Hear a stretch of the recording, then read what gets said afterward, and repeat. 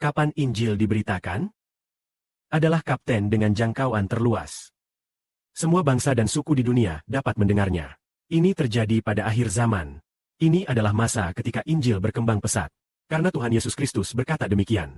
Dia berkata, ketika suatu bangsa dan suatu negara saling menyerang, gempa bumi terjadi di mana-mana. Ada wabah penyakit dan kelaparan. Dan tanda-tanda dahsyat muncul di langit. Pada saat itulah, banyak saudara-saudari kita ditangkap.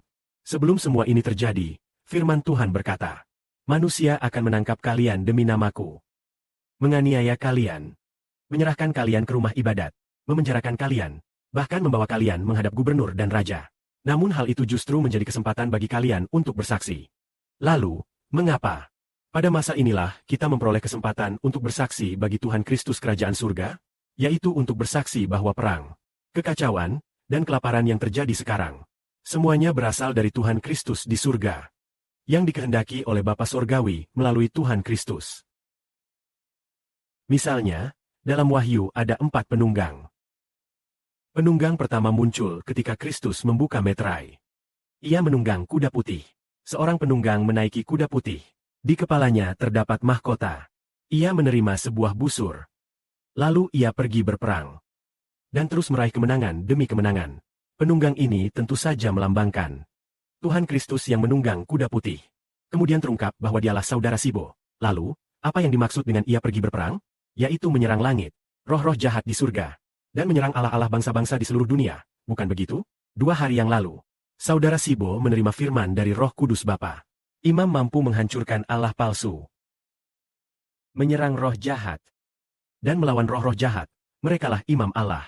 Baru sekarang kita menyadari, ternyata imam Allah bukan hanya memuji Raja Allah, tetapi juga diberi kuasa untuk menyerang Allah palsu. Allah palsu itu telah jatuh dari surga. Karena itu, hai naga, hai ular, dan segala kejahatan di dunia kegelapan itu, kitalah orang-orang seperti itu. Maka, penunggang pertama, ia pergi menyerang, untuk meraih kemenangan demi kemenangan.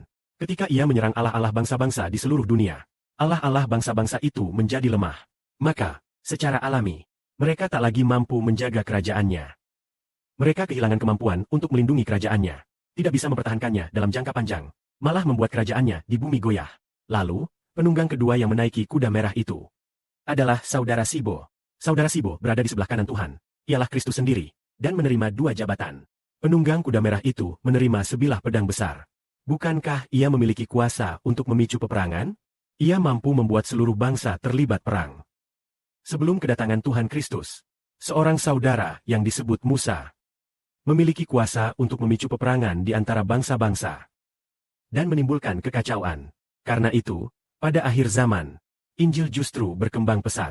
Kemudian, penunggang ketiga memerintahkan langit agar tidak menurunkan hujan dan dapat mendatangkan kelaparan ke atas dunia. Penunggang keempat menggunakan peperangan, wabah penyakit, dan kelaparan untuk membunuh 1/4 umat manusia. Semua ini, berbagai macam peperangan, kelaparan, wabah penyakit, semuanya berasal dari Allah. Gempa bumi dahsyat pun berasal dari Allah. Karena itulah, pada masa inilah, dunia akan kacau balau. Mereka merasa heran. Mengapa ada cahaya besar di langit? Mengapa matahari tidak bersinar? Berbagai macam peristiwa terjadi. Saat itulah kita sedang memberitakan perkara kerajaan sorga. Kita katakan semua ini terjadi karena Raja Kerajaan Sorga mengizinkan peperangan. Ada wabah, ada kelaparan. Cahaya pun berasal dari Tuhan Kerajaan Sorga.